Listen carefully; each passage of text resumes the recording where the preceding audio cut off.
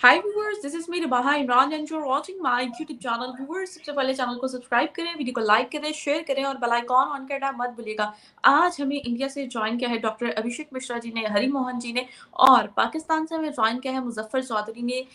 तीनों ही किसी तारुफ के मोहताज नहीं है, बहुत अच्छा जो है चैनल रन कर रहे हैं और टीचर भी हैं। तो आप तीनों के वक्त का बहुत शुक्रिया कि आपने हमारे व्यूअर्स के लिए टाइम निकाला। बहुत शुक्रिया रिबा जी आपका, thank you very much.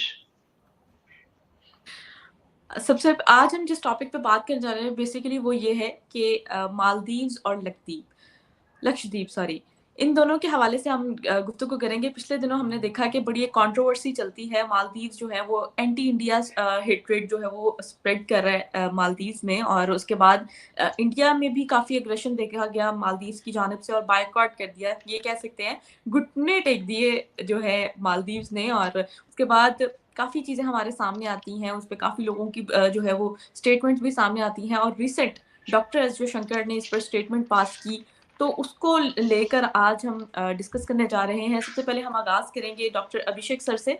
Sir, बताइएगा इस स्टेटमेंट को देखते हुए आपकी क्या राय है? अभी तो जो रिसेंट स्टेटमेंट आई है कि Maldives has asked the Indian troops to be pulled back till 15th of March और समथिंग, तो मेरे ख्याल से कि 15 मार्च तक अपनी सेनाओं को भारत हटा ले। कोई बहुत ज़्यादा सेना का प्रेजेंस है नहीं, बट आई गेस एक जेस्चर है इनका। इलेक्टोरल प्रॉमिस भी था, जो मुज्जू साहब हैं उन्हीं उसी इलेक्टोरल प्रॉमिस पे आए हैं और उन्होंने ये ऑर्डर इशू कर दिया। बाकी देखिए how things unfold, they are much to be seen कि कैसे होता है। पर देखिए इन अ लार्जर कंटेक्स्ट जब आप इंटरनेशनल रिलेशंस बनाते हैं, और मैं सुन रहा था अभी जयशंकर साहब जी को, मैं जो उन्होंने कहा अगर वो नहीं भी कहते तो मैं भी वही चीज़ कहता। रिलेशनशिप्स जो है ना, इंटरनेशनल रिलेशन, सोशल रिलेशन और any other relation, ups and downs are parts of it, ठीक है ना। तो आपकी कभी किसी से बनेगी, कभी किसी से नहीं बनेगी। पॉइंट ये है कि वो रिलेशनशिप का जो अप्स एंड डाउन्स पार्ट है उसमें एनिमोसिटी नहीं आनी चाहिए, शत्रुता नहीं आनी चाहिए एक दूसरे के प्रति। किसी भी तरीके की बैड जिसे कहते हैं ब्लड, वो नहीं होना चाहिए। तो उसी दृष्टिकोण से देखा जाए तो ठीक है। अभी उनका एक ऐसी गवर्नमेंट है जो एंटी इंडिया प्लान पे आई है, एंड उसको शायद चाइना का सपोर्ट है। और चाइना, चूंकि इसको अब कॉन्स्पिरेसी थ्योरी तो नहीं कहा जा सकता, given the fact that Mujju जो हैं वो पहले चाइना गए, चाइना से उन्होंने कुछ स्टेटमेंट दी। उन्होंने चाइनीज प्रेसिडेंट को रिक्वेस्ट किया कि हमारे यहाँ इंफ्रास्ट्रक्चर डेवलप करो, अपने यहाँ से टूरिस्ट ज़्यादा भेजो, और उसके बाद आते ही उन्होंने ये बयान डाल दिया या ये ऑर्डर इशू कर दिया कि भाई इंडिया को जो है 15 मार्च तक अपने सारे के सारे ट्रूप्स जो है वो हटाने होंगे। तो अगर ये सिचुएशन है तो ठीक है, जब तक इनकी इलेक्टेड गवर्नमेंट है वो चलेगी। उसके अलावा अभी आप देखिए आज ही माले में जो माले में इलेक्शन हुआ था मेयोरल पोजीशन के लिए, उसमें इनकी एंटी जो है पार्टी वो जीती है, दे आर प्रो इंडिया। तो आज के डेट में प्रेसिडेंट साहब जो हैं वो तो ये लाइक अरविंद केजरीवाल और अमित शाह वाला सिचुएशन हो गया है कि दिल्ली के बॉस तो अमित शाह जी हैं, लेकिन दिल्ली में जो राज कर रहे हैं वो अरविंद केजरीवाल जी हैं। दोनों एक दूसरे को देख नहीं सकते। सिमिलर सिचुएशन हैज अराइजन इन मालदीव्स कि वहाँ की जो मेयर का पोजीशन है वो किसी ऐसी पार्टी में जीत गया जो प्रो इंडिया है, और जो प्रेसिडेंट साहब है वो एंटी इंडिया है। तो it's okay, ups and down होते रहते हैं रिलेशनशिप में, और इसको रिजॉल्व कर लिया जाएगा। अब चूंकि मोइजू आए ही हैं एंटी इंडिया प्लान पे, उनको वोट ही इसी बात का मिला है, और अगर उनको वोट इस बात का मिला है तो उस प्रॉमिस को डिलीवर कर रहे हैं। ये कोई सरप्राइज तो होना नहीं चाहिए, and I don't see it as a surprise at all. तो इसलिए फाइका जी नमस्ते, सलाम, आदाब, सत श्री अकाल, वनक्कम, गुड इवनिंग, किसके तुपांस, ओके। तो पॉइंट ये है कि थैंक यू बेटा। सो पॉइंट यही है कि this is what it is. इस पे कोई बहुत ज्यादा सीरियस होने की जरूरत नहीं है। There is a big game going on. आज अगर इंडिया को झटका लगा माले में, तो ताइवान में क्या हुआ? आज वो बंदा जीता है जो चाइना को सिरे से पसंद नहीं करता, और ये झटका चाइना को इतनी तेज से लगा है कि चाइना सोच नहीं सकते। Taiwanese are pro Indian people. अगर इंडिया थोड़ी सी इन्वेस्टमेंट चाइना में, चूंकि मैं एक बात बताऊं, मैं ना हैम्बर्ग में था तो मैं एक आर्ट गैलरी में गया, वहां पे मुझे एक ताइवानीज बंदा मिल गया, ताइवान से था वो। तो वो मुझसे पूछता है, यार तुम इंडियंस, तुम लोग हेल्प क्यों नहीं करते हो हमारी, वी लव इंडियंस। वो बोला हम लोग भगवान राम को बहुत मानते हैं। यहाँ तक कि जब गलवान वाला वो हुआ था एपिसोड, तो ट्विटर पे ताइवान की गवर्नमेंट ने भगवान राम का ऐसे फोटो करते हुए एक ट्विटर पे वो शेयर किया था, जिसमें चाइना को एज अ डिविल दिखाया था, और दीपावली के मौके पे कि भगवान राम जो है डिविल को मार रहे हैं। तो उनके एंटी गवर्नमेंट जी नहीं है। अगर China has been successful to drift Maldives away from India, then it is high time that we should also explore the soft belly of China in form of Taiwan.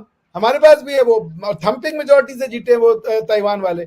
अब ये तो चाइना को देखना है कि क्या वो इस ग्रेट गेम में एंटी इंडिया नैरेटिव और प्लान को ही अपना इंटरनेशनल पॉलिसी बनाना चाहते हैं अपने नियर नेबरहुड में। If that is the game China wants to play, so be it, हम इसमें अब क्या कर सकते हैं। कभी कोई ऊपर कभी कोई नीचे तो चलता ही रहेगा ना, रिलेशनशिप तो ऊपर नीचे चलते रहेंगे।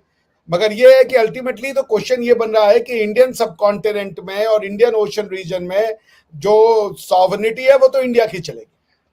और चाइना अगर ये चल रहा है कि एंटी इंडिया कंट्रीज को खड़ा करके, नॉर्थ कोरिया को न्यूक्लियर वेपन दे करके, पाकिस्तान को न्यूक्लियर वेपन दे करके और सबको न्यूक्लियर वेपन दे के वो इंडिया को घुटनों पे ला देंगे, तो उनको ये नहीं समझ में आ रहा है कि हम भी we can play the same game through Vietnam को न्यूक्लियर वेपन दे के, उसके बाद ताइवान को असिस्ट करके, because Taiwan is more than able to create its own nuclear weapon. और ताइवान ही कुछ समय तक 1960 और 70 के दशक तक तो ताइवान ही चाइना को रिप्रेजेंट करता था भाई। ये तो बाद में हुआ, चाइना को दिया गया सिक्योरिटी काउंसिल और दूसरी रिप्रेजेंटेशन और इनको हटा दिया गया। तो आई गेस इट्स ओके, कभी एक बाजी आप जीतेंगे, कभी एक बाजी हम जीतेंगे। बट ताइवान में जो इलेक्शन हुआ है उसके जो रिजल्ट आए हैं वो उससे बड़ा झटका है, जो कि इंडिया से कहा गया है कि जो आपकी 70 ट्रूप्स का कंटिजेंट है वो हरा दे। और इसके कुछ दिन पहले वहां की डिफेंस मिनिस्टर ने कहा था कि इंडिया इज 9/11, यानी कि मालदीव की डिफेंस मिनिस्टर का, एक्स डिफेंस मिनिस्टर का स्टेटमेंट था कि India is a 9/11 for us. 9/11 means 911 means emergency call in America. जब आप इमरजेंसी में होती है तो 911 डायल करती है, तो उन्होंने कहा वही चीज हमारे लिए इंडिया है। So it's okay, ups and down चलते। हरिमोहन जी, मेरा आपसे भी यही सवाल है, क्या कहेंगे इस न्यूज़ को देखते हुए? देखिए, पहली बात, लगभग सभी बातें अभिषेक जी ने समझा दी हैं। मैं इसमें दो चीजें जोड़ना चाहूंगा, वो ये है कि देखिए, इंडिया चाइना की जियो पॉलिटिक्स तो पार्ट ऑफ आज के साउथ एशिया की पॉलिटिक्स का, या इवन आज की एशिया की पॉलिटिक्स का एक हिस्सा है, जिसके अंदर शय और मात लगातार चल रही है। कभी कोई जीतता है, कभी कोई। इसका एक ऐसा नहीं है पहली बार हुआ हो। India is habitual about these type of tactics of China. साफ सी बात है, हमारे को पता है चाइना ये वाली हरकतें हर दूसरे दिन कहीं ना कहीं किसी ना किसी मामले में पंगेबाजी क्रिएट करके करता रहता है। फॉर एग्जाम्पल, अगर आपको याद हो तो नेपाल के अंदर एक गवर्नमेंट होती थी, क्या नाम है इसका, केपी शर्मा ओली की, कम्युनिस्ट पार्टी ऑफ नेपाल, जो सारे के सारे कम्युनिस्ट पार्टियों की जो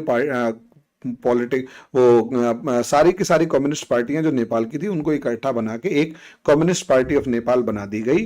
और नेपाल कम्युनिस्ट पार्टी बनाकर उनके जो हेड थे वो बना दिया गया केपी शर्मा ओली को।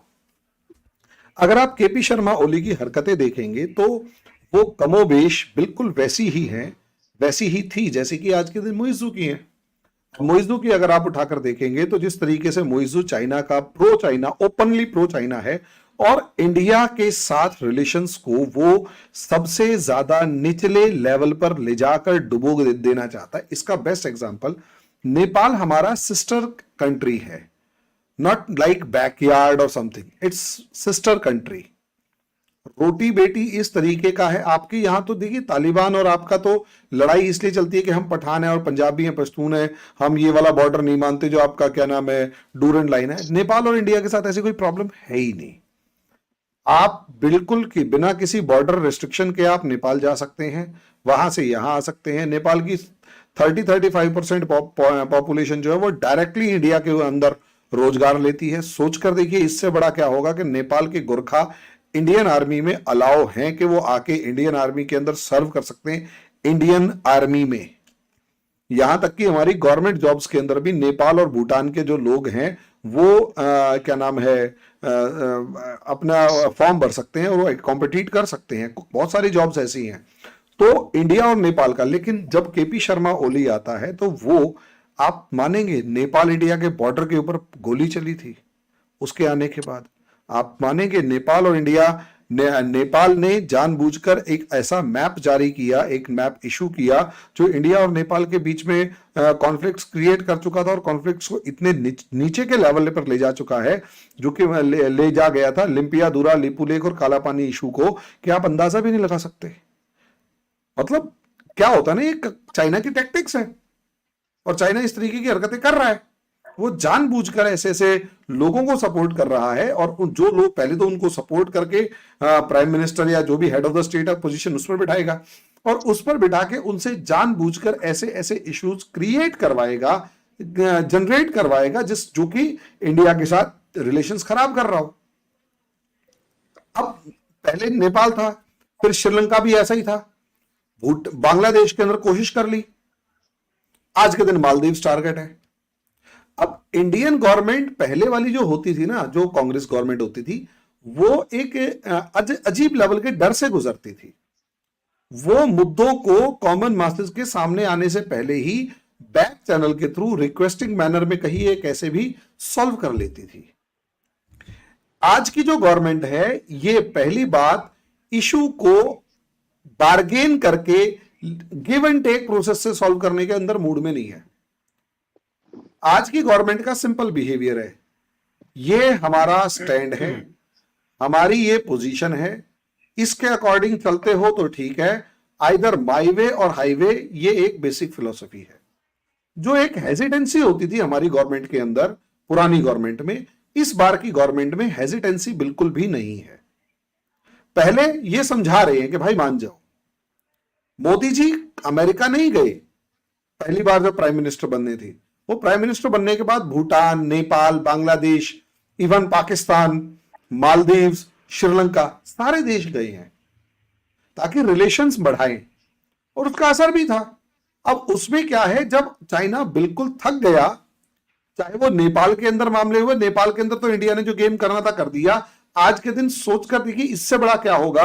नेपाल के प्राइम मिनिस्टर भले ही एक पॉलिटिकल थोड़ा सा गलती कर बैठे, लेकिन उन्होंने मान लिया कि अल्टीमेटली इंडिया के बहुत सारे बिजनेसमैन ने मेरी मदद करी है प्राइम ये कुर्सी लेने के अंदर। कैन यू इमेजिन, इंडिया वालों ने सर पकड़ दिया होगा कि भाई ये बात बोलनी नहीं थी, लेकिन बोली क्योंकि नेपाल में गेम हो गया। अब बांग्लादेश में देख लीजिए, शेख हसीना गवर्नमेंट आई है, यहां आपके पाकिस्तान भी, यहां आपका अमेरिका भी, यहां तक कि चाइना भी चाहता था खालिदा जिया सरकार आ जाए, शेख हसीना आई है। वो जमाना गया जब हम इन चीजों को नहीं देखते थे, आज के दिन हम इन चीजों को फोकस कर रहे हैं। श्रीलंका में देख लीजिए, राजापक्सा के गवर्नमेंट के साथ क्या हुआ था। राजापक्सा गवर्नमेंट जो थी बहुत ही जिसे कहते हैं ना धक्के देके लोगों ने भगाया था, आपको याद होगा।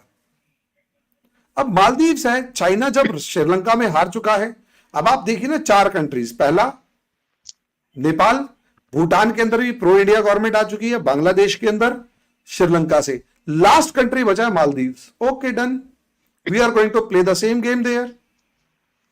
मोइजू जो टैक्टिक्स कर रहा है, 6 महीने नहीं बीते उससे पहले उसे जवाब मिल गया है। वही चीज आगे हो सकती है, यहां पर दिखाई दे कि अल्टीमेटली गेम क्या है, India out. Can you imagine, आप अपने सबसे बड़े पड़ोसी को कह रहे आउट, और बेवकूफ लोग इतने कि वहां पर वो शामिल हो गए। हाँ, पाकिस्तान के अंदर इस्लामाइजेशन का एक गेम है, इसे हम फिर कभी मालदीव्स के अंदर पाकिस्तान का एक गेम है जो इस्लामाइजेशन ऑफ मालदीव्स का है, उसको हम फिर कभी डिस्कस करेंगे। चाइना का पैसा है, पाकिस्तान की इस्लामिक आइडियोलॉजी है, और इन दोनों के कॉम्बिनेशन, इन दोनों के जिसे कहते हैं ना ब्लेंडिंग के साथ चाइना जो है वो मालदीव्स जो है वो गेम फिक्स हुई है। अब इसका नेक्स्ट लेवल देखिए कि मुइज़्ज़ू जो है वो टर्की गया है। टर्की, पाकिस्तान, अजरबैजान, तीनों की तिगड़ी जबरदस्त है, और मुइज़्ज़ू के टर्की जाने का मतलब यह है कि वो सीधा पाकिस्तान से बात कर रहा है। और अभी भी एक खबर है कि पाकिस्तान के वो बॉर्डर के ऊपर जो भी है उसके हम बाद में देखेंगे, लेकिन मोइजदू का टर्की जाने का सीधा मतलब है वो पाकिस्तान से बात कर रहा है। और वही चीज आप इससे क्या नाम है चाइना के मामले में देख सकते हैं। दूसरा, वो चाइना गया है तो अपना एक्सेस तो उसने पूरा कर लिया, अब इंडिया गेम खेल रहा है और माले के अंदर वो आपको गेम दिखाई भी दे गई। ये चीज है कि it's just a political game, इसके अलावा कुछ भी नहीं, और ओपन लेवल पॉलिटिकल गेम है मैडम ये। यस, बिल्कुल सही कह रहे हैं। जैन, आपको वेलकम कहते हैं हमारे प्रोग्राम में। आप शुक्रिया आपका। मुजफ्फर भाई, क्या कहेंगे आप इस मूव को देखते हुए, डॉक्टर एस जयशंकर की जो स्टेटमेंट है उस पर? मुजफ्फर भाई, आपको जी आवाज आ रही है? जी आवाज आ फाइकल रही है, जी, बहुत शुक्रिया आपका। जी welcome. Thank you sir, thank you so very much. अच्छा जैन, आप क्या कहेंगे इस मालदीव्स और इंडिया के रिलेशन को देखते हुए, बीइंग अ पाकिस्तानी, आपकी इस हवाले से क्या राय है? और क्यों हर चीज जो है वो एक मतलब क्यों एंटी इंडिया हेट्रेड जो है वो क्यों इस तरह हम देख रहे हैं? आपकी क्या राय है इस हवाले से? सॉरी, मुझे पता नहीं था क्या टॉपिक चल रहा है, क्या गुफ्तगू चल रही है, एकदम से मैं अंदर आके पटका हूँ, तो उसके लिए माजरत, मैं लेट हो गया हूँ। तो अहबाब सारे बैठे हुए हैं, वो मेरे से बेहतर जानते हैं। बाकी जो मैंने अभी तक, जो मेरे नज़र से गुजरी हैं चीज़ें और जो मैं समझता हूँ, वो यही है कि मालदीव जो है वो सारा का सारा टूरिज्म पे बेस्ड है, और इंडिया से जितनी टूरिज्म जाती है मालदीव को, मेरा नहीं ख्याल कि मालदीव ये सारी चीज़ें अफोर्ड कर सकता है। और वो बात ये है कि वो मालदीव भी नहीं कर रहा, वो कोई कुछ 2-4 मिनिस्टर्स हैं जो वो हर जगह पे होते हैं। इस तरह की जो चीज़ें हैं, इस तरह के जो पंगे होते हैं ना, और ये जो मीडिया की लाइमलाइट्स और इस तरह की चीज़ें जो हैं, ये मसले मसाइल हर जगह पे होते हैं। तो वो अब उनकी स्टेट ने खुद भी क्लियर कर दिया है कि ये जो लोग हैं, उनका ये पर्सनल ज़ाती राय है, जो जिन्होंने ये बयानात दिए हैं कुछ भी टूरिज़्म सॉरी इंडिया के बारे में, तो उन्हें उन्होंने खुद क्लियर कर दिया है। तो मालदीव खुद भी ये जानता है कि इंडिया के साथ अगर वो मामलात खराब करता है, तो इसका और किसी को नुकसान हो ना हो, मालदीव खुद बहुत बुरी तरह से इससे हॉन्ट होगा। तो मालदीव अब अभी भी मैं देख रहा था पीछे कि अभी पिछले भी 2-3 दिनों में अच्छे खासे टूरिस्ट गए हुए थे इंडिया से मालदीव, और मालदीव जो है वो टूरिस्ट्स के लिए एक अच्छी डेस्टिनेशन है। लेकिन फिर भी क्योंकि इंडिया को एक तो करीब भी पड़ता है, और ज़रा हमारे लोग जो हैं, जितने भी जो थोड़े से, यानी मेरे जैसे लोग हो गए, बाकी आप लोगों में से पता नहीं कोई गरीब हो या ना हो, तो ये जो हैं, ये ज़रा नज़दीक वाले जो हैं, इस तरह के एरियाज़ में जाकर चलें, उनको ज़रा ज़हनी सुकून भी हो जाता है और यूरोप वाले खर्चे भी नहीं होते। तो ये वाली जो चीज़ें हैं, ये मालदीव को अब देखना तो होगा इस चीज़ को। तो मालदीव इसको देखेगा, और मेरे ख़्याल में इतना इतना पागल कोई भी नहीं होता, और इतना ज़हनी तवाज़ुन मालदीव का बिल्कुल भी ख़राब नहीं है कि वो इंडिया से ख़राब करे, या और इस चीज़ का आपने देख लिया है अभी, ये जो 2-3 लोग हैं जिन्होंने ये बयानात दिए हैं, उनके अलावा सारे लोगों ने जो है वो पॉज़िटिवली ही इंडिया की मामलात को लेने की कोशिश की है, क्योंकि उन्हें पता है कि जितना को मालदीव है, इतना तो इंडिया खुद नया मुल्क तैयार कर सकता है। इतना तो ये किसी एक जगह पे इन्वेस्ट करके तो ये कर सकते हैं। वो मैं देख रहा था कि जो जितनी पूरा जो नेट वर्थ है इनकी, पूरे मालदीव के जो जीडीपी सालाना, उससे ज़्यादा तो नेट वर्थ है इंडिया के। कई ऐसे बिज़नेसमैन हैं, टाटा बिरादरी और इस तरह के दूसरे जो लोग हैं, उनकी इससे ज़्यादा तो नेट वर्थ है। तो वो तो चाहे पूरे का पूरा, वो एक मैं मीम भी देख रहा था, मेरी नज़र से गुज़रा, हालाँकि मेरा कंटेंट नहीं है, मैं पाकिस्तानी कंटेंट करता हूँ, लेकिन फिर भी मीम्स तो आते रहते हैं ना, तो मीम भी मेरे सामने से गुज़रा था, उसमें उन्होंने लिखा हुआ था कि वो जो टाटा है, उनकी तस्वीर लगी हुई थी, क्या उनका नाम है, मुझे रतन टाटा या उनके कोई बेटे होंगे कोई, तो उनकी तस्वीर लगी हुई थी, और साथ में लिखा हुआ था कि ये मालदीव बड़ा तंग कर रहा है, ये तो यार खरीद दो। साथ उनकी बिज़नेस की वर्थ लिखी हुई थी, साथ जीडीपी जो है मालदीव का पूरा वो लिखा हुआ था।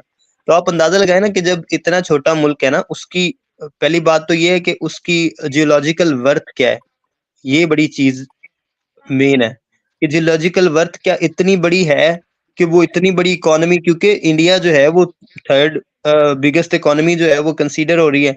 तो इतनी बड़ी इकोनॉमी है, इतना बड़ा जियोलॉजिकल इम्पोर्टेंस है मालदीव की।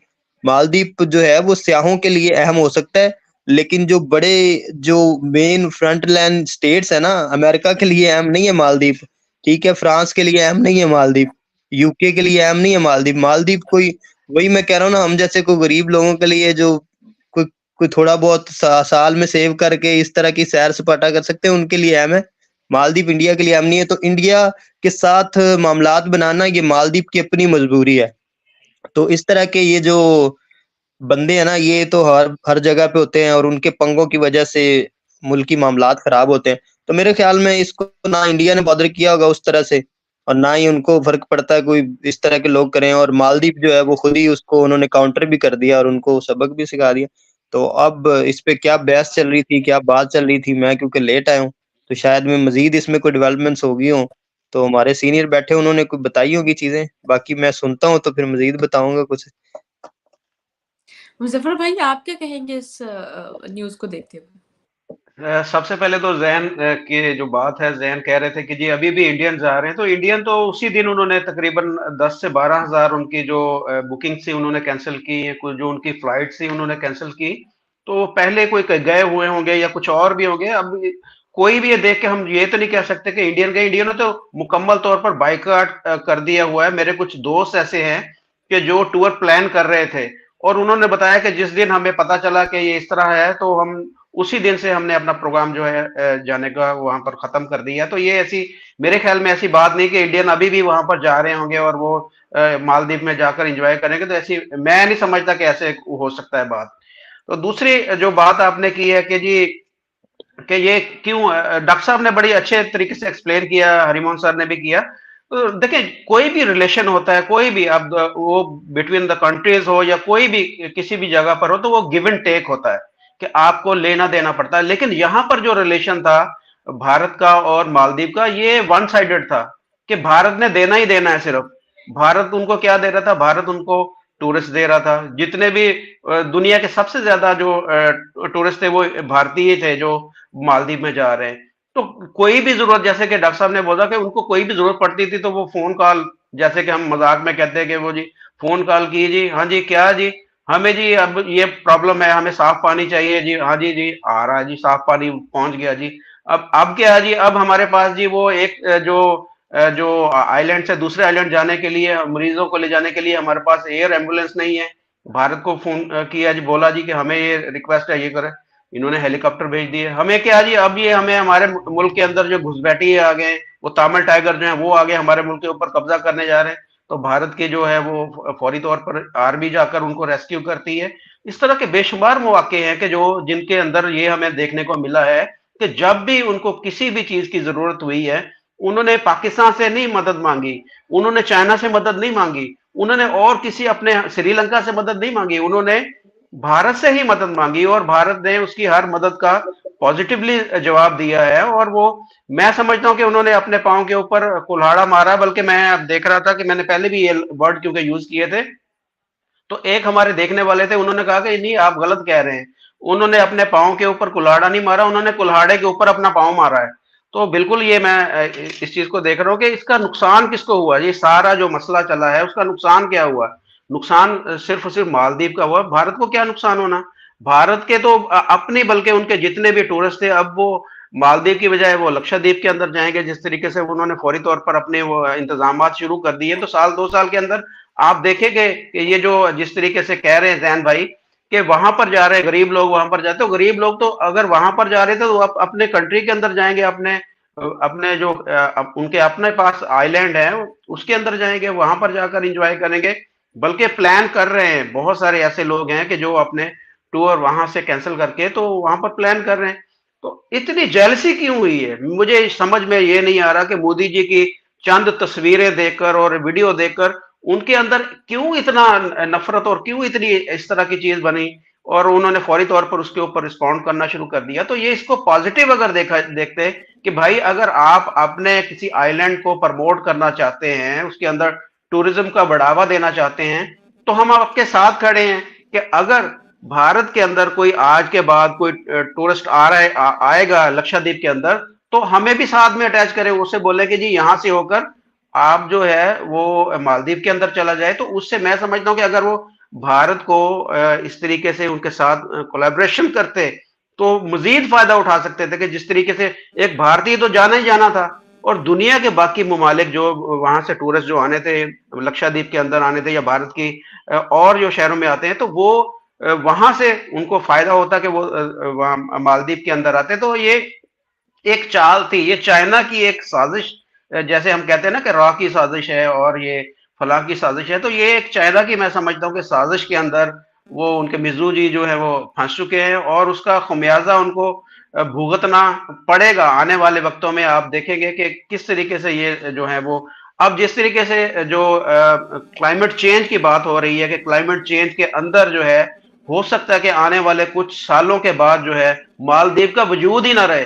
तो भारत तो यहाँ पर ये ऑफर कर रहा था कि भाई अगर आपके पास इस तरह का कोई मसला बनता है, आपको कोई प्रॉब्लम आती है क्लाइमेट चेंज की वजह से, तो भारत अपनी जमीन आपको देगा, आपको यहाँ पर लाकर बसाया जाएगा, आपको एक अलग से सहूलत दी जाएगी कि आप भारत के अंदर आए रहें। ये देखें, इससे बड़ापन और क्या हो सकता है। और आप क्या देख रहे हैं कि ये इस तरह से ये इनकी क्या एफर्ट्स हैं और ऊपर से उनकी क्या एफर्ट है कि वो क्या करना चाह रहे हैं।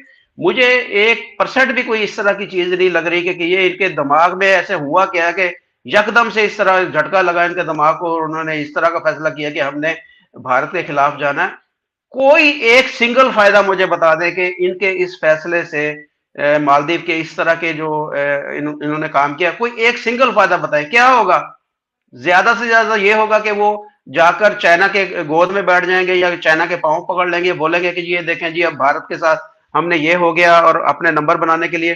तो क्या होगा, चाइना चाइना उनकी कोई मदद नहीं करेगा, चाइना उनको कोई चीज ऑफर नहीं करेगा। चाइना अगर उनको करेगा भी तो उन्हें कर्जा देगा। जिस तरीके से पाकिस्तान को उन्होंने मुकम्मल तौर पर जकड़ लिया हुआ है, पाकिस्तान की इकोनॉमी को, पाकिस्तान के तमाम जो बड़े बड़े इदारे हैं उनको गिरवी रखकर हमने उनसे जो लोन लिया हुआ है, इसी तरीके से कल को ये होगा कि उनके आइलैंड जो है वो गिरवी रखे जाएंगे और चाइना से वो पैसा आएगा। तो ये कौन सी ऐसी अकलमंदी वाला काम मिजू या उसकी गवर्नमेंट या उसके जो मिनिस्टर ने किया, मैं समझने से कासिर हूं। मुझे यकीन माना जिस दिन से ये वाकया हुआ है, मैं सोच रहा हूं कि कौन सा ऐसा फायदा है जिसके लिए इन्होंने भारत के साथ अपनी दुश्मनी को मोल लिया है। और मुझे अभी तक समझ नहीं, हो सकता है जैन भाई है वो किसी और नजरिए से सारी चीज को देख रहे हो और ये बता सके कि इनको कोई फायदा हो सकता है। इस तरीके जिस तरीके से हरिमोहन सर बता रहे हैं कि वो पहले चाइना के दौरे पे गए हैं, अब वो टर्की के अंदर हैं, और इन चीजों के पीछे जिस तरीके से नजर आ रहा है कि ये सारा का सारा काम जो है वो एक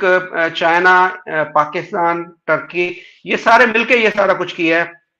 और उसका फायदा चले चाइना को तो कुछ पहुंचेगा कि भारत को नुकसान पहुंचाने की कोशिश कर रहा है या जिस तरीके से, लेकिन उसको क्या फायदा होगा, मैं नहीं ये समझ पा रहा। हो सकता है मेरे जो हरिमोहन सर हैं वो बड़ी उनकी है जियो पॉलिटिकल के ऊपर नजर है, या डॉक्टर अभिषेक सर हैं, ये कुछ बता सके। सर कोई फायदा हो सकता है इनको, मालदीव को क्या फायदा हो सकता है इंडिया के साथ बिगाड़ के?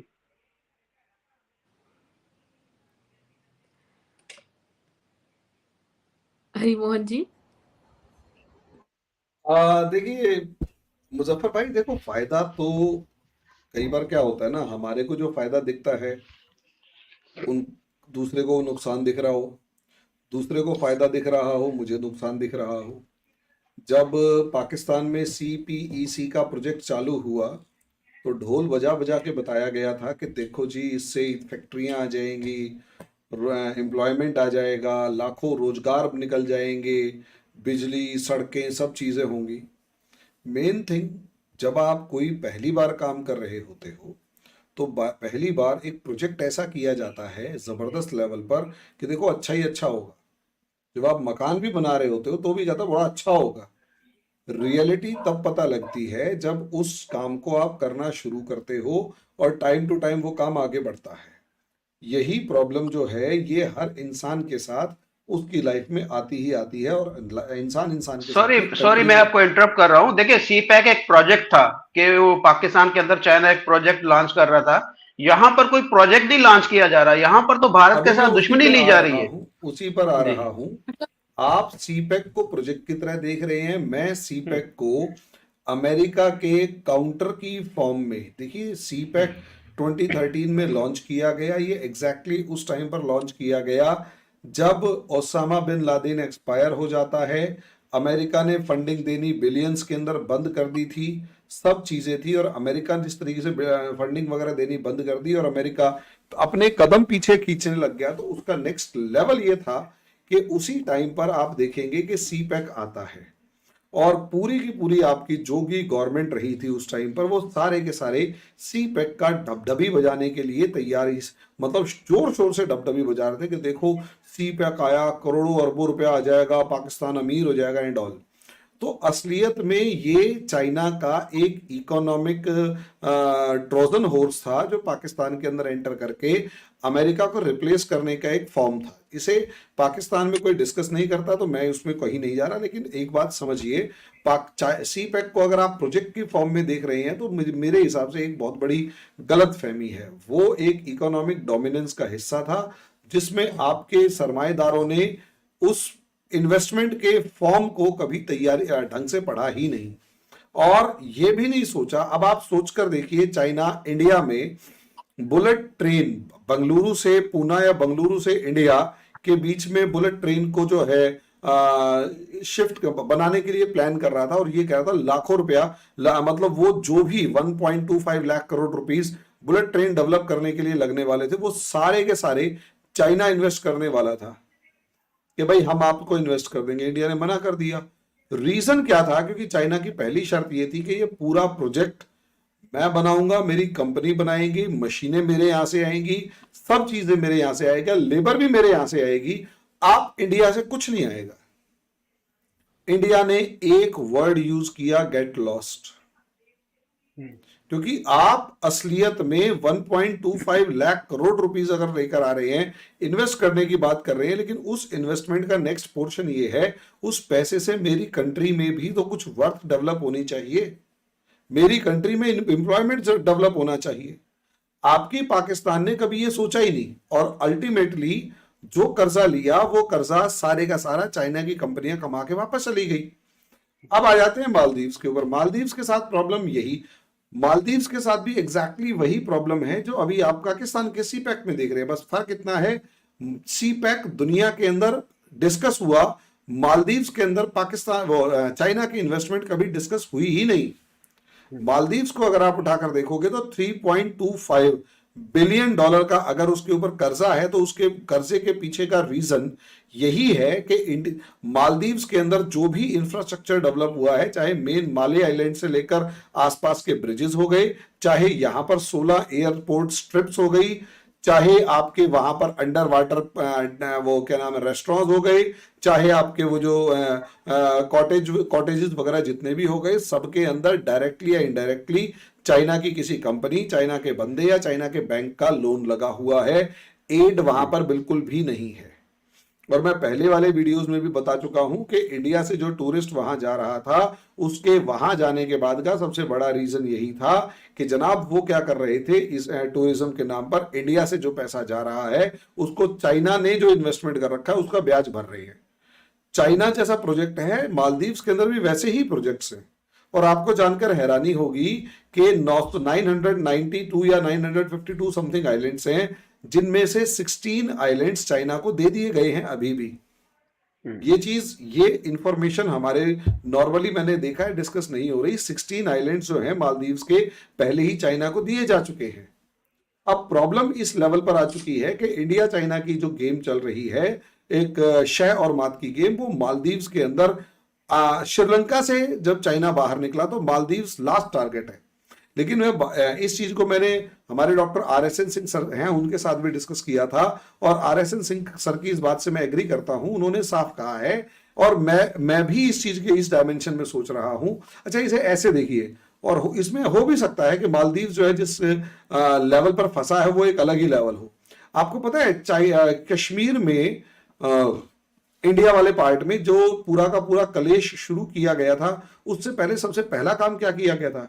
कश्मीर की पूरी इकोनॉमी टूरिज्म पर चलती थी, सबसे पहले उस टूरिज्म को खत्म किया गया सबसे पहले, ताकि वहां इंसर्जेंसी क्रिएट की जा सके। Who was there? मालदीव्स के अंदर भी एग्जैक्टली यही प्लान होता हुआ दिखाई दे रहा है। मजबूरी में सही इंडिया को बुरी तरह फंसा दिया गया चाइना ने और पाकिस्तान ने। और आज का नहीं है, मालदीव्स जो है वो इस्लामाइजेशन बहुत तगड़े लेवल पर है मालदीव्स के अंदर। इंडिया को जिस तरीके से भगाया जा रहा है या हटाया गया वहां से, उसके पीछे का बड़ा रीजन जो था वो इस्लामाइज और एक्सट्रीम रेडिकलिज्म था। और जिस तरीके चाइना वाले मुस्लिम हैं,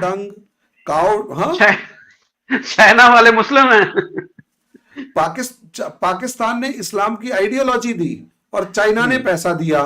दोनों का कॉम्बो मालदीव्स में निकला मुइज्जू की फॉर्म में। जो आप देखो प्रॉब्लम को समझिए, मालदीव्स का कल्चर जो है वो बुद्धिस्ट और जैनिज्म रहा है। एक टाइम ऐसा था कि मालदीव वाले लोग वेस्ट की तरफ नहीं, ईस्ट में सनराइज की तरफ देखकर नमाज पढ़ते थे। ये चीज कहीं डिस्कस नहीं हो रही कि ईस्ट में अगर सन की तरफ देखकर नमाज पढ़ रहे हैं तो वो क्या रहा होगा।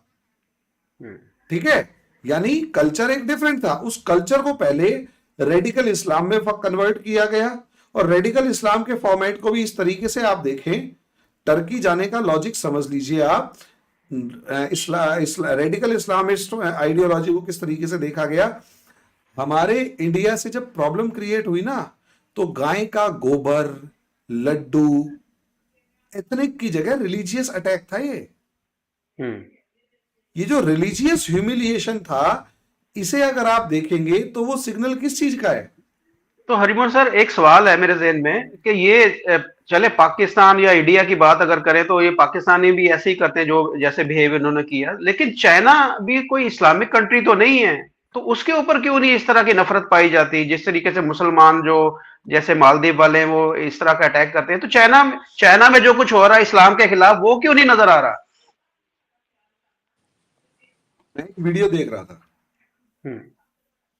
उस वीडियो में एक खास बात थी कि एक ना रेस्टोरेंट की फोटो आप ही के किसी यूट्यूबर ने दिखाई कि जमीन पे बिछी हुई टाइलों पे अरेबिक लैंग्वेज में कुछ लिखा हुआ था। पॉसिबली जिसने देखा वो देखा कि हाँ ये कुरान की आयतें हैं, और फर्श के ऊपर रखी हुई हैं जी, फर्श पे, और लोग उस फर्श पे चल रहे हैं। बाद में थोड़ी सी क्लिप और ऊपर होती तो वो एक रेस्टोरेंट था। आपके यहाँ के इंसान, आपके ही बाशिंदे से पूछा गया, आपके सिटीजन से, कि ये कहाँ की तस्वीरें हो सकती हैं। बंदे ने एक सेकंड नहीं लगाया, कहा इंडिया की होंगी पक्का। आपके यूट्यूब पे वो वीडियो मिल जाएगा किसी भी यूट्यूबर के कि जी इंडिया की होगी। तो अनम ने बनाई थी, लेकिन उन्होंने मेरे ख्याल अनम ने या वो बनाई थी निमरा ने, वो डिलीट कर दी थी बाद में इन्होंने। मुझे नहीं पता किसने बनाई और किसने डिलीट करी, लेकिन वो वीडियो मैंने देखी थी। उस वीडियो में उसी बंदे ने पूछा, नहीं जी नहीं, ये इंडिया की नहीं चाइना की है। क्या चाइना की हो ही नहीं सकती, लिटरली शब्द चाइना की हो ही नहीं सकती। और फिर कहता नहीं जी चाइना की है, लोग देखो चाइना के हैं। ओहो ओ जी, चाइना बड़ी सारी चीजें बनाता है ना, तो वो शो की पीस वगैरह लगा रखा होगा। ये क्या है? दरअसल इसे कहते हैं माइंडसेट, नैरेटिव गेम। असलियत में चाइना पैसे के दम पे उस नैरेटिव गेम को कभी बिल्डअप होने ही नहीं देता। चाइना उइगर मुस्लिम्स की जितनी गर्दनें काट रहा है ना, उनको चलती हुई औरतों के बुरके जो काट के उसे स्कर्ट बना देता है, और मस्जिदों को तोड़ के जो टॉयलेट बना देता है, पब्लिक टॉयलेट, वो चीज आप कहीं डिस्कस देखेंगे ही नहीं। वो इसलिए नहीं देखेंगे क्योंकि जो डिस्कस करेगा या तो उसको पैसे देके मुंह बंद कर दिया जाएगा, या फिर उसके पीछे एक ऐसी आर्मी का ट्रोल आर्मी पीछे छोड़ दी जाएगी कि वो वैसे खत्म हो जाएगा। तो इंडिया के अंदर क्योंकि आज तक जो सरकार रही है और डेमोक्रेसी रही है, उसने कभी ऐसा किया? हमारे यहां तो कोई भी कुछ भी बोलो। और दूसरा, पाकिस्तान ने इंडिया के खिलाफ एंटी मुस्लिम नैरेटिव क्रिएट करने वाला जो वो था, उसमें 70 इयर्स इन्वेस्ट किए हैं सर, 72 इयर्स। जो भी पाकिस्तान की हालत है वो ये आज के दिन इस वजह से, लेकिन कामयाब पाकिस्तान भी हुआ इस मामले में कि हाँ इंडिया में मामला कुछ और चलता है, और अब वो चीज मालदीव में घुसेड़ दी है और हम इस चीज में फंसे हुए हैं। और कुछ जी रिबाह कुछ कहना चाह रही है। अच्छा, मेरा क्वेश्चन है अभिषेक सर से। सर, क्या कहेंगे इंडिया की फॉरेन पॉलिसी के हवाले से, जो चाइना को लेकर है, और राइजिंग चाइना को बीट करने के लिए इंडिया की जो फॉरेन पॉलिसी है, इसको आप कैसे देख रहे हैं? सवाल मेरा, ऐसे मैं एक ऐसे चीज ठीक करना चाहूंगा, माफ कीजिएगा। कैसे देख रहे हैं अभिषेक अभिषेक भाई, जी, कैसे सॉरी। देख रहे हैं? अच्छा सर, एक और सवाल भी। सर एक चीज, सर मेरी बात राइजिंग चाइना नहीं, डॉ- राइजिंग चाइना नहीं, declining China. Change your question. अच्छा सर, सर आप डॉक्टर अभिषेक सर, मेरा आपसे सवाल है, इंडिया की फॉरेन पॉलिसीज को क्या क्या चैलेंजेस का सामना करना पड़ रहा है चाइना की से, मतलब उनको काउंटर करने के लिए क्या कहेंगे आप? देखिए, जो हमारी अंडरस्टैंडिंग, हमारी फॉरेन पॉलिसी किसी को काउंटर करने के लिए नहीं है। ये बात मैं नहीं मानता कि वी आर अगेंस्ट चाइना और वी आर अगेंस्ट और प्रो समवन, ये कतई हमारा प्रिंसिपल नहीं है। चाइना जो है वो एक जिसे कह लीजिए डोमिनेंस इंडियन ओशन में करना चाहता है, और इंडियन ओशन में जो उनका स्ट्रिंग ऑफ पर्ल्स की पूरी पॉलिसी थी, जिसमें उन्होंने इंडिया के, the thing is that Maldives Indian ocean में, कहीं और होता तो हमें कोई प्रॉब्लम नहीं थी, दैट्स अ मेजर प्रॉब्लम। तो वो इन्फ्लुएंस, और किसी भी सोसाइटी में दो तरीके की आपको ओपिनियन पाई जाती है ना, जैसा कि आपको अभी हरि जी ने बताया, दे बेसिकली मालदीव्स के जो हैं लोग, उनकी जो नोन हिस्ट्री है वो ये कि ये बुद्धिस्ट थे, सिंगलीज थे, और कई ऐसे भी आर्ग्यूमेंट्स हैं कि ये बेसिकली ये लोग मगध के किसी राजा के वंशज हैं और वहां पे आए हुए, तो बेसिकली दे आर इंडियन।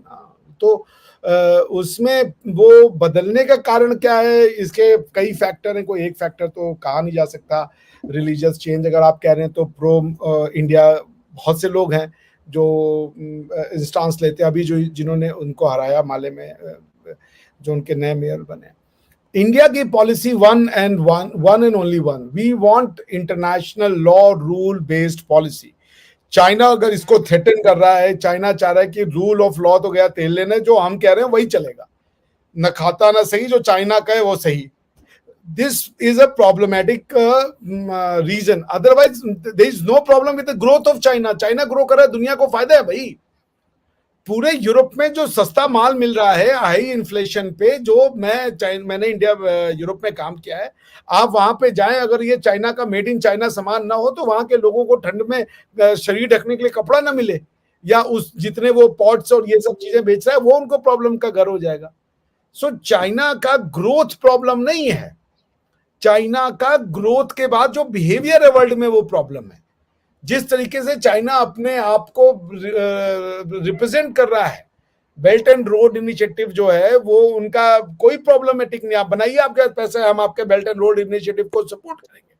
मगर आप बेल्ट एंड रोड जो इनिशिएटिव है, या आपका जो रिवाइवल ऑफ सिल्क रोड है, उसको किस तरीके से आप मैनिफेस्ट करना चाहते हैं? बाकी दुनिया को टेक ओवर करके आप लोगों को, कंट्रीज को, जैसे हम्बन टोटा में हुआ या अफ्रीका के कुछ कंट्रीज में हुआ, आपके पाकिस्तान में हुआ, कि वो जो हमसे पैसा लो, हम ही उसको इंफ्रास्ट्रक्चर बिल्ड कराएंगे, फिर वो इंफ्रास्ट्रक्चर की फिजिबिलिटी नहीं होगी क्योंकि उतना उस पर इनकम ही नहीं होगा। जब आपको उस इंफ्रास्ट्रक्चर से उतना इनकम नहीं होगा तो चाइना से जो ड्यू आपकी इंस्टॉलमेंट्स है वो आप नहीं पे कर पाएंगे। जैसे ही आपने 5-6 बार पेमेंट में डिफॉल्ट करी, उन्होंने आके क्लॉज इन्वोक कर देना कि लाओ जी ये तो हमारा हो गया, अब 99 ईयर का लीज हो गया, अभी हम चलाएंगे। ऐसे करके उन्होंने कई जगह पे अपनी तंबू गाड़ दिए।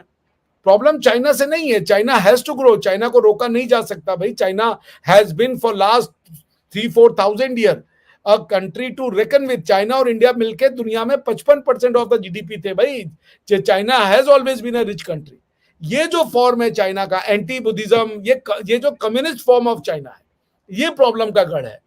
वरना इंडिया और चाइना में जो मेरी अंडरस्टैंडिंग है कि इवन इंडिया भी ये चाहेगा कि हम वेस्ट के साथ कोलिशन करें या उनके साथ पार्टनरशिप करें, उससे बेहतर है कि चाइना, इंडिया और रशिया का कोलिशन हो। That will be the formidable coalition. East का है, this century has to be the century of the east, not only century, this millennia has to be the millennia of east, enough of the west. और China उसमें एक pivot का role play करता है। But China की जो अभी communist mindset है कि हम सबको टेक ओवर करेंगे, और खासकर कम्युनिस्ट से ज्यादा जो शी जिनपिंग का मैचिस्मो वाला जो उनका बिहेवियर है, वो एक कांटे का, मतलब एक रिलेशनशिप को डेवलप करने में या रिलेशनशिप को ग्रो करने में बाधक बन रहा है। गलवान में भी उन्होंने ये किया, घुस के तो आ गए अंदर, फिर क्या हुआ? कुछ नहीं। नेपाल का एग्जाम्पल लिपू लेक और इसका दे ही दिया आपको हरि जी ने, कि वहां पे उन्होंने डिस्टर्बेंस क्रिएट करने की, वो इंडियन ओशन को डिस्टर्ब कर रहे हैं। आप करो ना साउथ चाइना सी में जो करना है करो, हमने तो कभी बॉदर नहीं किया। Now you are coming into Indian ocean, ये हमारा बैकयार्ड है, यहाँ पे इंडियन ओशन में देखिए आप, रेड सी में इंडिया चाहता तो शिप्स भेज सकता था under the coalition, but coalition में नहीं भेजा है। जो अमेरिका और बहरीन और यूके और ऑस्ट्रेलिया और इनकी जो कोलिशन बनी है, जिन्होंने कल यमन पे अटैक भी किया है, यूएस और यूके की कोलिशन ने, इंडिया उसमें नहीं गया। इंडिया ने अपने शिप भेजे हुए हैं रेड सी में, बट इंडिया से दिस इज माय बैकयार्ड, आप आना है आ जाओ, आपका स्वागत है, चूंकि आप लोग फ्रेंडली फोर्सेज हो। मगर यहाँ पे हम अपना इंडिपेंडेंस रखेंगे, हम अपने किसी के अंदर में काम नहीं करेंगे, हम अपना रखेंगे। तो इस बैकयार्ड को सेव करना जरूरी है। और चाइना का क्या है कि वो हर बैकयार्ड में वो इंडिया को डिस्टर्ब करते रहना चाहते हैं। मुजीजू क्यों चले गए चाइना के फेवर में? भाई आप पैसा दे दो। ओली क्यों चले गए थे? आप खरीद लो उनको। छोटा सा तो मालदीव का वो पॉपुलेशन है। आपने जाके कोई इस्लाम का रीजन जो है वो वन ऑफ द रीजन होगा, बट उन्होंने पैसे देने हैं यार, ये लो एंटी इंडिया फोर्स करी करो, तुम इलेक्शन करना चाहते हो, हम तुम्हें जितवाएंगे। तो वो at the end of the day game ना, जब पैसा डॉलर आता है ना, सब कुछ चेंज हो जाता है। पाकिस्तान से अच्छा इसको कौन समझता है? ठीक है ना। सो पॉइंट मैं ये कह रहा हूं कि चाइना का जो ये हेजेमोनियस माइंडसेट है, और चाइना से ज्यादा ये एक इंटरनेशनल रिलेशंस की थ्योरी है कि जो लीडर बैठा है ना, वो इंटरनेशनल रिलेशंस को बहुत हद तक अफेक्ट करता है। जैसे पुतिन है, पुतिन को फर्क ही नहीं पड़ता, वो जाके वॉर का डिसीजन ले लेना इतना आसान नहीं था नेटो के प्रेजेंस में, कि दुनिया का क्या कॉन्सिक्वेंस होगा और रशिया पे क्या असर होगा, इकोनॉमी पे क्या असर होगा, इस पे कितना रिटेलिएशन होगा। पुतिन को कोई फर्क ही नहीं पड़ा, घुस गया अंदर। उसने कहा नेटो की ऐसी की तैसी, हम तो अंदर जा रहे, लोग घुस गया, अब क्या कर लिया, कुछ नहीं। वही कोई और लीडर होता, उसको पसीने छूट जाते हैं डिसीजन लेने में कि शुड आई गो इन, क्योंकि नेटो तो कह रहा है हम तो यूक्रेन को अपने अंदर मिला लेंगे, फिनलैंड कह रहा था हम नेटो का पार्ट बन जाएंगे, वो बन भी गए, लेकिन कुछ नहीं। तो जो लीडर्स हैं इस समय, जो चाइना का एक तो कम्युनिस्ट पॉलिसी, और दूसरा इस समय जो चाइना के लीडर है शी जिनपिंग, उसकी जो ये जिसे कह लीजिए एक शोविनिस्टिक पॉलिसी है, China first and China last, ये पॉलिसी एक प्रॉब्लम का घर बन रहा है। मैं फिर कहूंगा, China and India and Russia are going to be the pivot of the world order. India west के ऊपर नहीं जा सकता। India west will never see India as the China would see, as the East would see. क्योंकि waste India को कभी friendly मानेगा ही नहीं। वेस्ट जो आ रहा है इंडिया के पास, वो चाइना को काउंटर करने आ रहा है। हमने वेस्ट से कभी भी, बिकॉज वेस्ट की माइंडसेट हमारी माइंडसेट नहीं है भाई, हमारी माइंडसेट ईस्टर्न है, हमारी माइंडसेट रशियन वाली है, हमारी वाली है। We are not a western people. अच्छा डॉक्टर साहब जी, सॉरी, मैं यहाँ पे आपसे यही सवाल करना चाह रहा था कि ये जो हम जब तरक्की का नाम लेते हैं, दुनिया में जब भी तरक्की की बात होती है ना, तो उसमें वेस्ट का कॉन्सेप्ट आता है। इवन आप आइडिया लगाएं कि यहाँ ऑस्ट्रेलिया जो है वो वेस्ट में तो नहीं है, न्यूजीलैंड वेस्ट में नहीं है, लेकिन कंसीडर होते हैं वेस्टर्न कंट्रीज दूसरी सेंस में। लेकिन फिर भी जैसे हम तरक्की याफ्ता ममालिक में जिसको कहते हैं, तो ये आप नहीं समझते कि ये जो चाइना इंडिया टसल होती है हमेशा से, ये जो मसले मसाइल है, यहाँ पे भी कहीं इंटरेस्ट है वेस्ट के, और ये जो लड़ाई है ये भी अगर आप लोग बामी तौर पे कहीं खत्म करना चाहें, तो जैसे आप बात कर रहे हैं कि दूसरे जो ममालिक हैं वो कहीं ना कहीं प्रोपोगेट करते हैं, इंटरफेरेंस करते हैं, तो आपको नहीं लगता कि जो ईस्टर्न एक हेजमनी है उसको कंट्रोल करने के लिए, और वो जो एक फोर्स बराबर की पैरेलल एक फोर्स बन जाएगी? क्योंकि देखें इधर के कल्चरों ने, ये जो कल्चर यहाँ के हैं, अगर आप यहाँ पे ये जो स्कैंडिनेवियन कंट्रीज हैं दूसरे, इन सब की हिस्ट्री पढ़ें, जो जो इन्होंने पागलपने किए हैं अपनी तारीख में, जो जो हरकतें इन्होंने की हैं, जिस तरह की तारीख इनकी है उतनी बुरी तारीख हमारी नहीं है ईस्टर्न सोसाइटीज की। हम लोग इतने भी बुरे नहीं थे, और ये जिस तरह के जंगली रहे हैं उतने जंगली हम नहीं रहे। लेकिन फिर भी हम भी तो वो सारी चीजें वापस आ सकती हैं, हम भी बेहतरी की तरफ जा सकते हैं, और इतने बुरे भी नहीं है हम बहरहाल। क्योंकि हर चीज को वेस्टर्न जो लेंस है उसके साथ देखा जा रहा है। ठीक है, कहीं भी कोई चीज होती है तो उसके कंपैरिजन में ये दिखाया जाता है कि वेस्टर्न जो नॉर्म्स हैं, वेस्टर्न जो मॉरल्स हैं, उनके जो एथिक्स हैं वो ये हैं, तो ऐसे ही एथिक्स होने चाहिए। तो आपको नहीं लगता कि यहाँ पे कहीं ना कहीं इंटरेस्ट, वेस्ट के इंटरेस्ट के चक्कर में हम भी पिस रहेंगे? जो ईस्टर्न साइड है, ये जो बड़े बड़ी कंट्रीज हैं, ये जो 2-3 कंट्री, यानी अगर चाइना आप अंदाजा लगाएं, फॉर एग्जांपल चाइना, इंडिया और पाकिस्तान में किसी किस्म का इशू ना हो, तो और ये रशिया के साथ मामलात हमारे बेहतर हो, तो हमें तो नहीं जरूरत वेस्ट की। वेस्ट के पास रिसोर्सेज ही नहीं है वो वाले जो ईस्ट के पास सारे रिसोर्सेज हैं। तो ये जो लड़ाई है इसके पीछे अगर आपकी कोई रिसर्च हो, इसमें आप क्या समझते हैं, इसमें क्या इंटरेस्ट है सारा? देखिए, इसमें ना 3-4 लेयर है जो आपने क्वेश्चन पूछा कि क्या वेस्ट का कोई इंटरेस्ट है इस रीजन को या इस रिलेशनशिप को डिस्टर्ब रखने में। मैं कॉन्स्पिरेसी थ्योरी पे नहीं जाता। यदि हमारे लोग इतने बच्चे हैं कि वो अपने देश का इंटरेस्ट और वो नहीं डिलीवर कर सकते, अगर हमारी पॉलिटिकल जो गवर्नेंस है या पॉलिटिकल जो लीडरशिप है वो अगर वीक फुटेड है, वो वेस्ट को चैलेंज नहीं कर पा रही है या वेस्ट के इंटरेस्ट को रोक नहीं पा रही है, तो फिर भाई इसको आप वेस्ट का कॉन्स्पिरेसी कैसे कहेंगे? आवर पीपल हैव गिवन, तो वो एक्सेप्ट करना पड़ेगा। जैसे मोइजू ने चाइना को एक्सेप्ट कर लिया, मैं इसको नहीं मानता। जैसे जब ये वॉर ऑन टेरर हुआ, मुशर्रफ साहब को कॉल गया, उन्होंने कहा भाई, बुश ने कहा भाई क्या है, सोच लो, मैं आपको 5 ऑप्शन दे रहा हूं, 5 में से आप बता दो क्या करना है आपको। तो अमेरिकन ये सोच रहे थे कि मुशर्रफ साहब 5 में से 2 के लिए हाँ कहेंगे, 3 मना करेंगे। उनको हैरान हो गया, वो आधे घंटे बाद के 5 की 5 मान रहे। सो ये लीडरशिप के ऊपर बहुत कुछ डिपेंड करता है ना कि आप क्या करना चाहते हो। पॉइंट यहाँ पे ये है कि इंडिया की लीडरशिप ने वेस्ट के सामने बार बार खड़ा होकर दिखा दिया है। हमने पहले शुरू में वो किया, क्या नाम है, नॉन अलाइनमेंट। उसके बाद अभी हम रशिया के साथ चाइना, वो पेट्रोल भी हमने खरीदा, ऑयल हमने खरीदा। चाइना का मसला ये नहीं है। चाइना की मसला है कि चाइना का इंटरनल और एक्सटर्नल मैटर दोनों इंडिया के साथ टैली नहीं खा रहा है।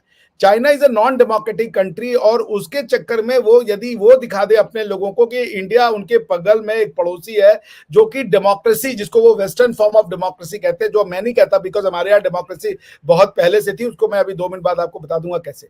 बट पॉइंट ये कि अगर चाइना ये दिखा दे अपने लोगों को कि India can grow with all the political freedom, with all kind of political parties floating, यहाँ पे सीपीएम भी है, यहाँ पे मुस्लिम लीग भी है, यहाँ पे कांग्रेस भी है, बीजेपी भी है, हर तरीके की पार्लियामेंट्स हो रहे हैं। पार्लियामेंट्स मतलब हर तरीके के टॉक्स हो रहे हैं, हर तरीके के आइडियोलॉजी को स्पेस मिल रहा है। Still India is growing and India is being reckoned as a world power. तो वो जो उनकी ये जो कोटरी है, जिसको वो पॉलिट ब्यूरो कहते हैं या अपना सीपीसी कहते हैं, चाइनीज पॉलिटिकल सिस्टम, उसको वो दुनिया को, अपने लोगों को कैसे बेचेंगे?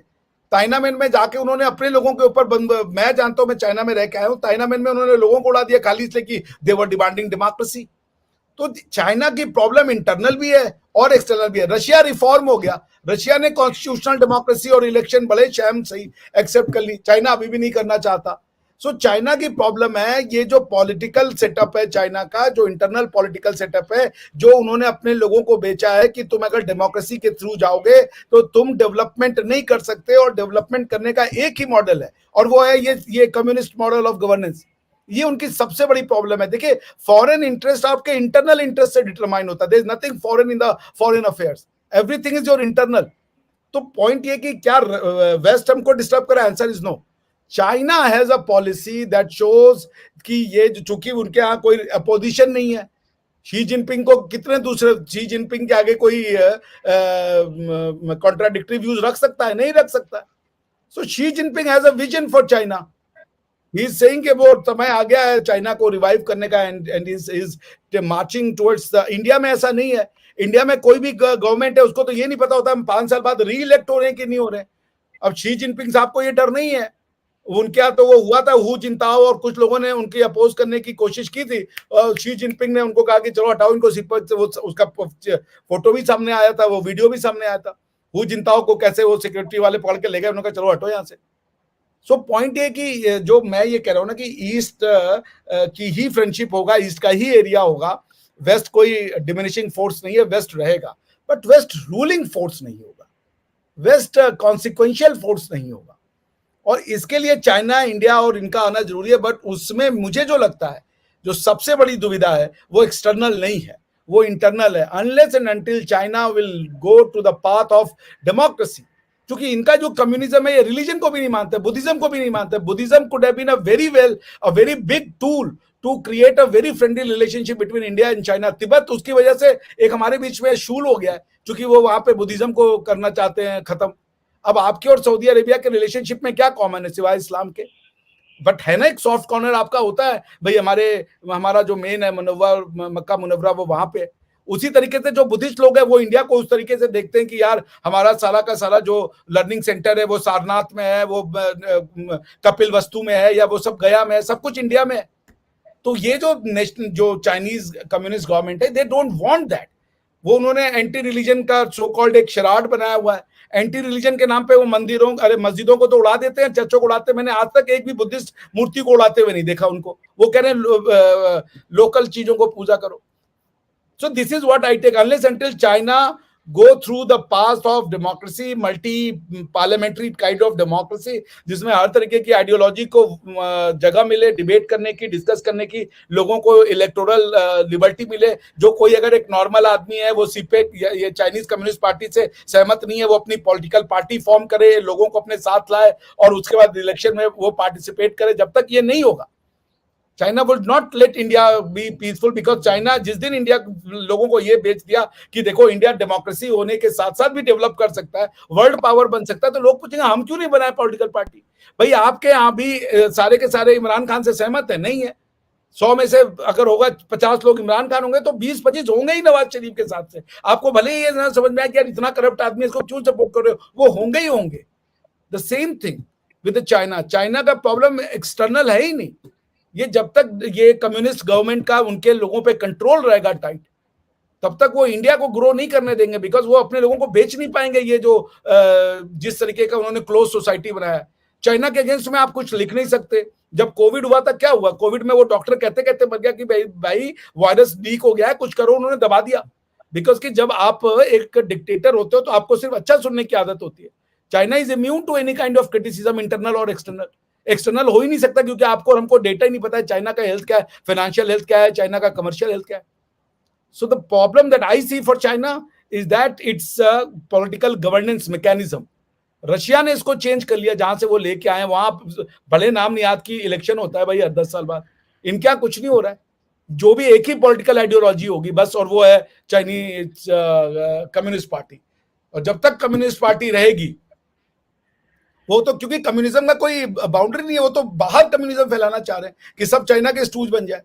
वो तो उसका यूं, और उनको पैसा भी मिल जाए। Unless until China will go the path of democracy, multi party kind of system, तब तक चाइना के साथ चाइना इंडिया को तो नहीं एक्सेप्ट करेगा उतनी जल्दी। बिकॉज वो अपने लोगों को बेच नहीं पाएगा चाइना इंडिया की डेमोक्रेसी, वो जो कहता है वेस्ट की डेमोक्रेसी है। जी सही हो गया। हरिमोहन जी, सर मेरा आपसे सवाल है, क्या कहेंगे आप 1 घंटा हो गया है। रिबाहा जी क्या कर रही हैं? सर ये बस लास्ट क्वेश्चन सर से पूछ रही है, उसके बाद वाइंड अप। कितने का सवाल? प्लीज 1 मिनट में वाइंड अप कीजिएगा। रिबाहा जी, आप ये सारे प्रोग्राम को कैसे देख रही हैं? सर मैं ये सारे प्रोग्राम को इस तरह देख रही हूँ कि हम लोगों को चाहिए कि रिलेशन को बेहतर करें, पीस की बात करें, हार्मनी की बात करें, और किसी को भी पर्सनल अटैक नहीं करना चाहिए। किसी भी कंट्री की जो लोग हैं उनकी कंट्री को लेकर जो है वो सेंटिमेंट्स हर्ट होते हैं। जब आप किसी कंट्री को पर्सनली तौर पर टारगेट करके उनके कल्चर को या उनकी किसी भी चीज को बुरा कहते हो, तो उनके लोगों के जो है वो सेंटिमेंट्स हर्ट होते हैं। तो हम लोगों को रिस्पेक्ट करनी दूसरों के सेंटिमेंट्स की, दूसरों के कल्चर की। और खास से भाई किसी के यहाँ पे वो चौकीदार ने सीटी मारनी शुरू कर दी कि सो जाओ। बर्तानिया में तो नहीं होते चौकीदार, आप लोगों में ही मसला है। किसका चौकीदार है भैया ये? आई डोंट नो सर, मुझे लगता है नहीं सर, मेरा यहाँ पे कोई नहीं, इधर नहीं है। हरि भाई आपकी तरफ है चौकीदार? सर मुझे लग रहा है मेरी तरफ ही है। हाँ लग रहा है मेरी तरफ से ही है। यार आप तो न्यूक्लियर बम का खौफ करें। भैया सवाल पूछे 1 घंटा हो गया है भैया, यहीं पे 3-4 लोग, कल वो आ जाएगा कि लाइव टीवी में 2-3 प्रोफेसर निकल लिए। बहुत शुक्रिया सर आपका। व्यूअर्स चैनल को सब्सक्राइब करें, वीडियो को लाइक करें, हरि जी से 2 मिनट का उनका व्यू तो ले लीजिए, फिर वाइंड अप कर लीजिए। कोई बात नहीं, अब कल दे देंगे, कल वाला भी हो जाएगा। अच्छा ठीक है जी सर, ठीक है, कल हो जाएगा। आपास हो गया। सम्राट अशोक जी लिख रहे हैं अस्तगफिरुल्लाह की जगह कह रहे हैं इस्तगफिरुल्लाह। वाकई में इस्तगफिरुल्लाह हो गया। ठीक हो गया सर। बहुत शुक्रिया आपको, आपका डॉक्टर साहब और हरिमोहन जी, जैन आपका भी बहुत शुक्रिया। और और भाई आपका भी बहुत शुक्रिया। आप चारों का बहुत शुक्रिया कि आपने इस सेगमेंट को ज्वाइन किया, और व्यूअर्स ज़्यादा आप लोगों को शुक्रिया कि आपने इस सेगमेंट को एंड तक देखा। चैनल को सब्सक्राइब करिए, वीडियो को लाइक करिए, शेयर करिए और बेल आइकन ऑन करना मत भूलिएगा। नेक्स्ट प्रोग्राम तक के लिए हमें दें इजाज़त। Thank you so much.